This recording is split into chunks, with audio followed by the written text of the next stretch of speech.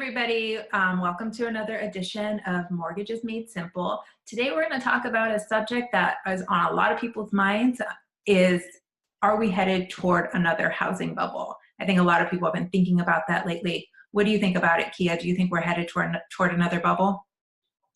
No, I don't. Not like last time, at least. Nothing like it was in 2008, 2006 time.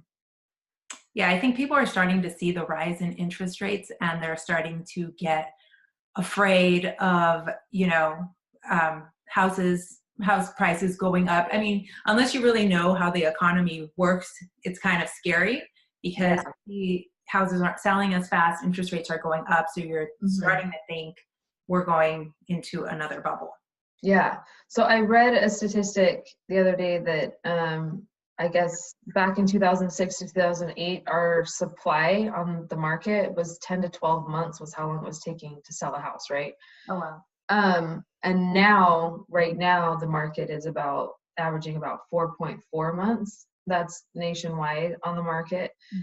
I know like in my little community here in St. George, it's less than that. It's probably, maybe 30 to 60 days at the most. So it's still pretty fast here, but I know lots of places that's kind of slowed down, but nothing like it was back then. Yeah, and it's a good, healthy economy for houses to stay on the market is about 6 months.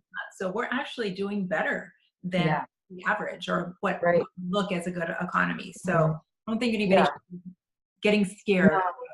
And with interest rates compared to back then. So I built my first house in 2008, right before the crash happened. That was awesome. And our interest rate was 6 1/8%. And I remember being excited that I was able to get it down to 6 1/8%. And today, I mean, we're still like a full percent under that today. So Well, I bought in late 2009, and this is already when things started going down and the interest rate started kind of plummeting. And I think I was at like 5.125, which, that's pretty much where we're at now on a conventional, give or take. Well, and that's what I think people we hit that high 3% mark, at one point, and everybody was excited about it, but that was also because our economy sucked. So it's like we're doing pretty well as an economy right now. And that's kind of why the Fed keeps hiking rates. But he did announce last week that he was going to stop.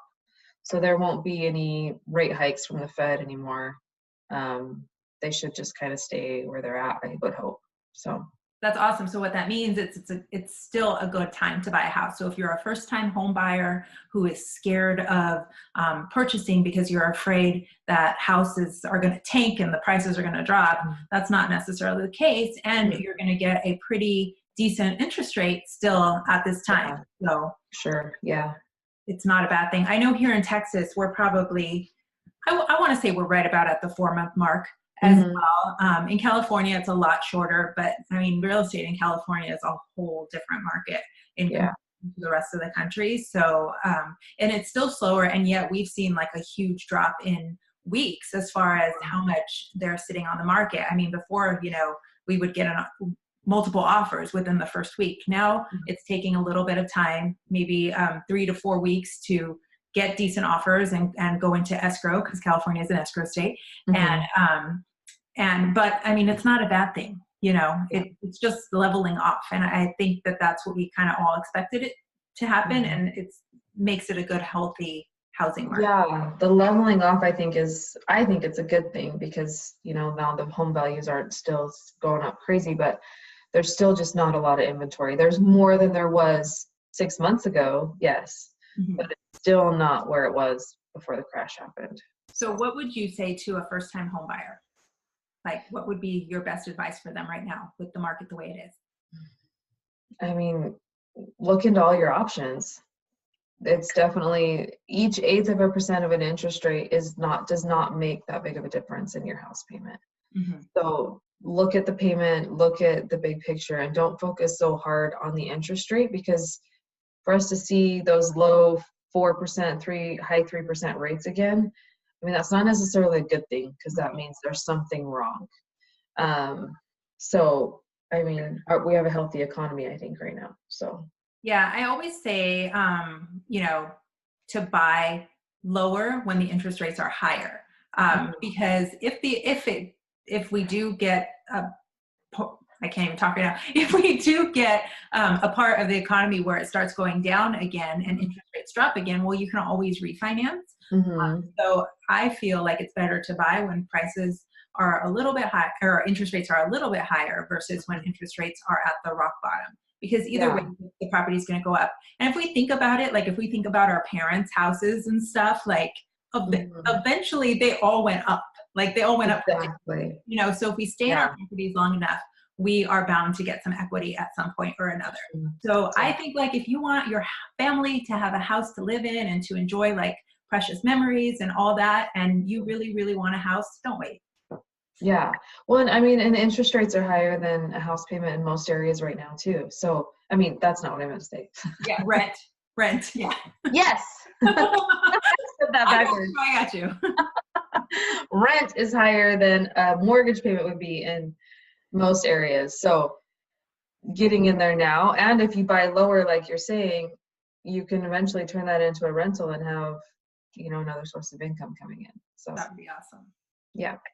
Cool. All right. Well, I think that's all for today. We will see Okay. you guys next week. Thanks for joining. See ya. Thank you so much for joining Kia and myself today. Our goal is to help you make the mortgage process simple.